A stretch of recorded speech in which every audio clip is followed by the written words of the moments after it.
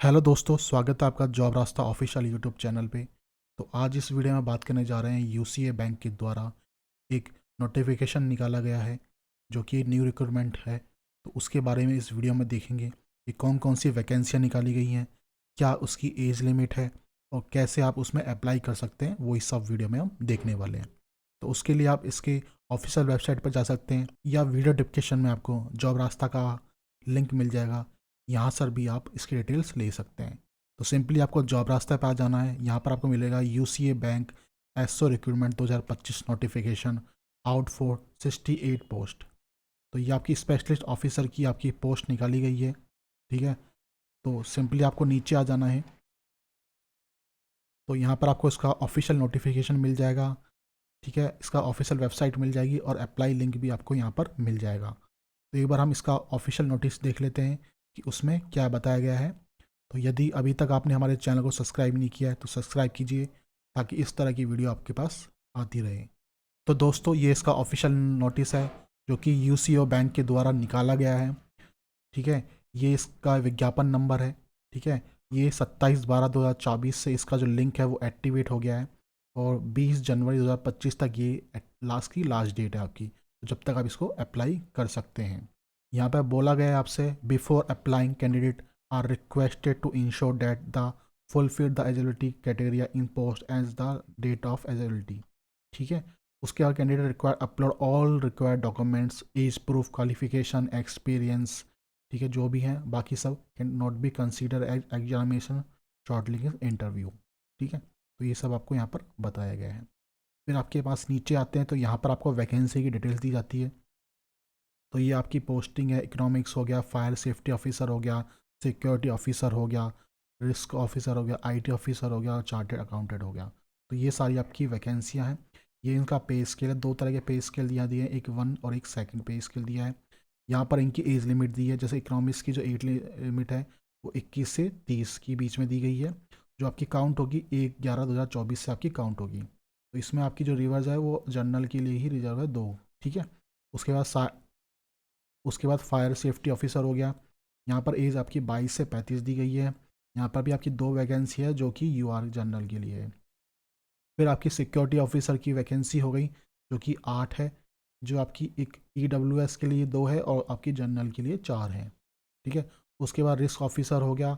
ये आपकी स्केल 2 के अंदर आ जाती है, जिसमें 25 से 35 मांगा गया है आपसे। 10 वैकेंसियाँ हैं, इसमें SC ST, 2 OBC, EWS और 5 आपकी यूआर जनरल के लिए है। फिर आपकी आईआईटी ऑफिसर हो गई। यहाँ पर भी पे स्केल आपका दूसरा हो जाता है। इसमें भी आपकी जो एज है 25 से 35 दी गई है। 21 वैकेंसियाँ हैं। SC के लिए 2 हैं, ST के लिए 1 है, OBC के लिए 6 हैं, EWS के लिए 2 हैं और UR के लिए 10 हैं आपकी। फिर आपकी चार्टर्ड अकाउंट हो गई। इसमें भी आपकी जो 25 से 35 आपकी एज है, प्लस इसमें 25 वैकेंसियाँ हैं आपकी। सबसे ज़्यादा वैकेंसी इसमें ही है आपकी। इसमें SC के अंदर 4 हैं, ST के अंदर 2 हैं और OBC के अंदर 7 हैं, EWS के अंदर 2 हैं और UR के अंदर 13 हैं, 10 हैं। तो टोटल आपको 68 पोस्टें आपको मिल जाती हैं इसमें। साथ में आपको बताया गया है कि कैंडिडेट कैन अप्लाई 1 पोजीशन। तो आपको सिर्फ एक ही पोजीशन के लिए है वो फॉर्म भरना है, ना कि आपको सभी वैकेंसियों के लिए भरना है इसमें। उसके बाद आपको यहाँ पर आपका पे स्केल बताया गया है। तो जैसे पे स्केल 1 है, उसकी जो बेसिक पे है आपका वो 48,480 है आपका। ठीक है, और जो सेकंड है उसका 64,820 है आपकी। ठीक है, तो ये आपका बेसिक पे रहेगा। उसके अलावा एक्स्ट्रा आपके जो अलाउंस है वो भी आपको दिए जाएंगे, जो कि यहाँ बताया गया, जैसे DA हो गया, HR हो गया। ठीक है, मेडिकल बेनिफिट्स हो गए, ये सब आपको इसमें दिए जाएंगे। ये आपको यहाँ पे बताया गया है। फिर आपकी एज रिलेक्शन आ गई। यदि एज में आपको किसी तरह की छूट चाहिए, जैसे आप SC ST से हैं तो 5 साल की है, OBC से हैं आपको तो 3 ईयर की है। ठीक है, उसके बाद EWS से हैं, एज सर्विस मैन से हैं, तो आप जिसमें भी आपको छूट चाहिए तो एज़ पर गवर्नमेंट जो आपको एज रिलेक्शन दी जाती है वो आपको इसमें मिल जाती है आपको। फिर उसके बाद आपकी एजुकेशन क्वालिफिकेशन आप पे आ गई आपकी। तो वो क्या चाहिए आपको। तो पहला आपका इकोनॉमिक्स हो गया। ठीक है, तो यहाँ से आपसे मांगा गया है पोस्ट ग्रेजुएशन डिग्री इन। तो आपकी पोस्ट ग्रेजुएशन डिग्री होनी चाहिए इकोनॉमिक्स में। ठीक है, बिजनेस इकोनॉमिक्स में, अप्लाई इकोनॉमिक्स में। ठीक है, फाइनेंशियल इकोनॉमिक्स में, इंडस्ट्रियल इकोनॉमिक्स में। ठीक है, तो इन सब में आपकी जो एजुकेशन है वो होनी चाहिए जो गवर्नमेंट अप्रूव हो आपकी। ठीक है, उसके बाद आपकी फायर सेफ्टी ऑफिसर हो गई। तो यहाँ पे आपकी एजुकेशन दी गई है प्लस आपका एक्सपीरियंस भी आपका मांगा गया है। तो ठीक है, बैचलर डिग्री होनी चाहिए फायर इंजीनियरिंग और नेशनल फायर सर्विस कॉलेज। ठीक है, उसके अलावा या तो बैचलर डिग्री होनी चाहिए fire engineering and technology for institute, या फिर bachelor degree for any university. ठीक है, तो ये आपकी होनी चाहिए। प्लस आपसे एक्सपीरियंस मांगा गया है, पोस्ट क्वालिफिकेशन एक्सपीरियंस मांगा गया है 1 ईयर का आपका, विद फायर सेफ्टी ऑफिसर हो या फिर आपका PSU या PSB हो, सेंट्रल गवर्नमेंट हो। तो ये सब आपके पास एक्सपीरियंस आपसे मांगा गया है 1 साल का। तो उसके बाद आपकी स्किल रिक्वायरमेंट मान गई है, candidate should be well reserve and fire safety norms and regulation. तो आपको जो फायर सेफ्टी रूल्स होते हैं, रेगुलेशन वो आपको पता होना चाहिए। उसके अलावा आपको जो फायर फाइटिंग टेक्निक्स होती हैं वो आपको पता होना चाहिए।